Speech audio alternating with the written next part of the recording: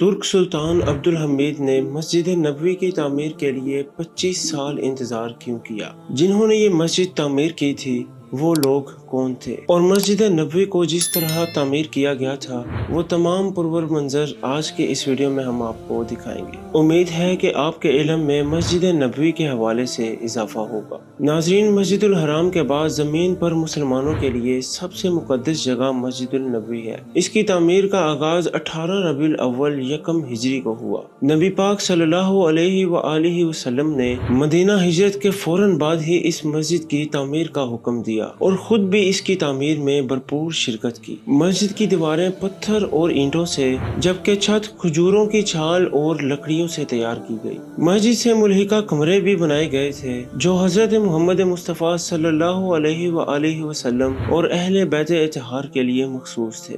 مسجد نبوی جس جگہ پر تعمیر کی گئی تھی ناظرین وہ ایک یتیموں کی جگہ تھی۔ اس زمین کے ورثاء اور سرپرست اس زمین کو ہدیہ کرنے پر بضد تھے اور اس بات کو اپنے لیے بہت اعزاز سمجھتے تھے کہ ان کی زمین شرف قبولیت پا کر مدینہ منورہ کی سب سے پہلی مسجد تعمیر کرنے کے لیے استعمال کی جائے، لیکن نبی پاک صلی اللہ علیہ وآلہ وسلم نے بنا معاوضے کے وہ مسجد قبول نہ فرمائی اور پھر یوں 10 دینار قیمت طے پائی اور پھر آپ صلی اللہ علیہ وآلہ وسلم نے وہ قیمت ادا کی اور اس کے بعد مسجد نبوی اور مدرسہ کی تعمیر کا سلسلہ شروع ہو گیا۔ پتھروں کو گارے کے ساتھ چن دیا گیا، کھجوروں کی ٹہنیاں اور تنے چھت کے لیے استعمال کیے گئے اور اس طرح سادگی اور وقار کے ساتھ مسجد کا کام ختم ہوا۔ مسجد سے تنزل ایک چبوترا بھی بنایا گیا تھا جو ایسے افراد کے لیے تھا جو دور دراز سے آئے تھے اور مدینہ منورہ میں ان کا اپنا گھر نہیں تھا۔ نبی پاک صلی اللہ علیہ وآلہ وسلم اور آپ کے صحابہ نے مسجد نبوی کی تعمیر 1050 مربع میٹر سے رکھی تھی۔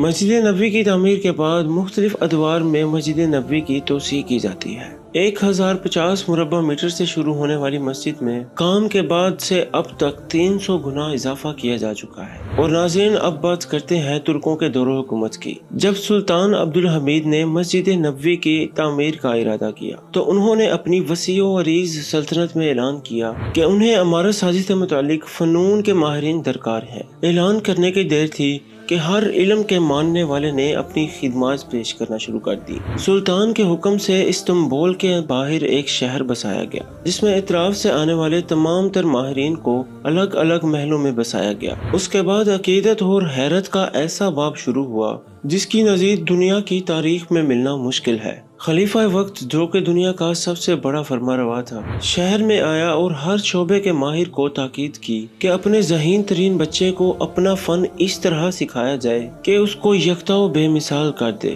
اسی اصلاح میں ترک حکومت بچوں کو حافظ قرآن اور شہ سوار بنائے گی۔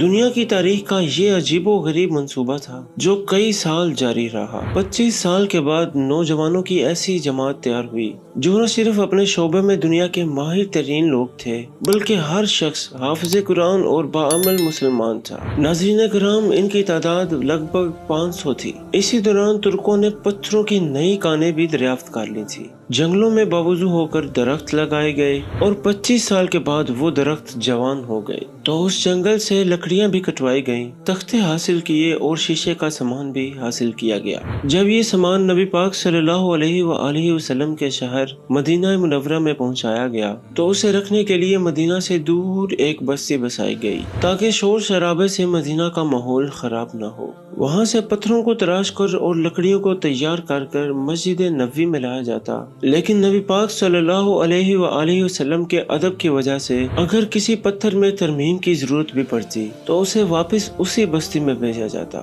ماہرین کو حکم تھا کہ ہر شخص کام کے دوران باوضو رہے اور درود پاک اور تلاوت قرآن پاک میں مشغول رہے۔ حجرہ مبارک کی جالیوں کو کپڑے سے لپیٹ دیا گیا کہ گرد و غبار اندر روضہ پاک میں نہ جائے۔ ستون لگائے گئے، ریاض الجنہ اور روضہ پاک پر مٹی نہ گرے۔ یہ کام 15 سال تک چلتا رہا۔ تاریخ گواہ ہے کہ ایسی محبت اور عقیدت کے ساتھ کوئی تعمیر اس سے پہلے نہ ہوئی اور نہ ہی اس کے بعد ہو سکتی ہے۔ خلیفہ سلطان عبدالحمید نے 1293 مربع میٹر مسجد نبوی میں توسیع کروائی، جس کے بعد مسجد کا مکمل رقبہ 10,328 مربع میٹر تک جا پہنچا۔ یہ توسیع 1265 ہجری میں کروائی گئی تھی۔ مسجد کی 14 صدیوں میں 14 بار تعمیر ہو چکی ہے۔ ناظرین، نبی پاک صلی اللہ علیہ وآلہ وسلم اور تمام صحابہ کرام نے مسجد کی تعمیر 1050 مربع میٹر سے رکھی تھی، اور مسجد کی عمارت کچی اینٹوں، غارے، پتھر اور کھجور کے تنوں اور پتوں کے ساتھ بنائی گئی تھی۔ 1050 مربع میٹر سے شروع ہونے والی مسجد آج 5 لاکھ مربع میٹر پر پھیلی ہوئی ہے۔ مسجد نبوی میں پہلی توسیع خود نبی پاک صلی اللہ علیہ وآلہ وسلم کے زمانے میں کی گئی تھی۔ 1050 مربع میٹر کی مسجد میں 1425 مربع میٹر کا اضافہ کیا گیا تھا، جس کے بعد مسجد کی ٹوٹل جگہ 2500 مربع میٹر ہو چکی تھی۔ مسجد نبوی کے قیام کے بعد آج تک اس مسجد میں 300 گنا اضافہ کیا گیا ہے۔ سن 17 ہجری کو دوسرے خلیفہ حضرت عمر بن خطاب رضی اللہ تعالیٰ عنہ نے مسجد نبوی کی تعمیر میں 1100 مربع میٹر اضافہ کیا، جس کے بعد مسجد نبوی کی مکمل رقبہ 3060 مربع میٹر ہو گیا۔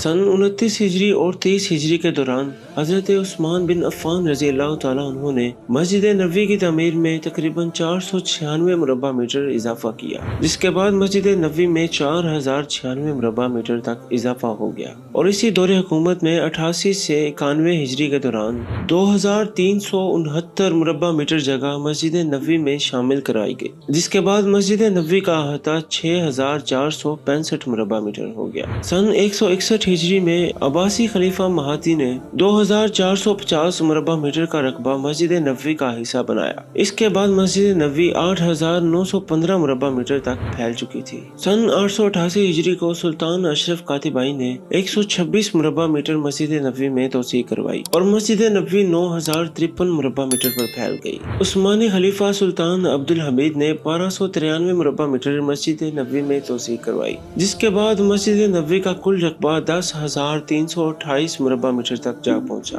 یہ توسیع 1265 ہجری میں کروائی گئی تھی۔ ناظرین، موجودہ آل سعود کے دور حکومت میں مسجد نبوی میں تقریباً 3 بار توسیع کروائی گئی۔ موجودہ دور حکومت میں پہلی توسیع شاہ عبدالعزیز کے حکم پر 1372 ہجری میں کروائی گئی تھی۔ پہلی توسیع میں تقریباً 6042 مربع میٹر مسجد نبوی میں شامل کیا گیا، اس کے بعد مسجد کا احاطہ تقریباً 16326 مربع میٹر ہو گیا۔ شاہ فہد بن عبدالعزیز نے مسجد نبوی میں تقریباً 82,000 مربع میٹر کا اضافہ کرایا، اور مسجد نبوی کا رقبہ تقریباً 98,352 مربع میٹر ہو گیا۔ شاہ عبداللہ بن عبدالعزیز نے 30,500 مربع میٹر کا اضافہ کیا، جس کے بعد مسجد نبوی کا مکمل رقبہ 3,65,000 مربع میٹر ہو گیا۔ نئی توسیع منصوبے کے بعد مسجد نبوی کے بیرونی احاطے میں صفائی کے لیے 250 سائبان لگائے گئے تھے۔ پانی کو خشک کرنے کے لیے 430 پنکھے اس کے علاوہ ہیں۔ مزید توسیع کا کام اب بھی جاری ہے۔ Like, share and subscribe.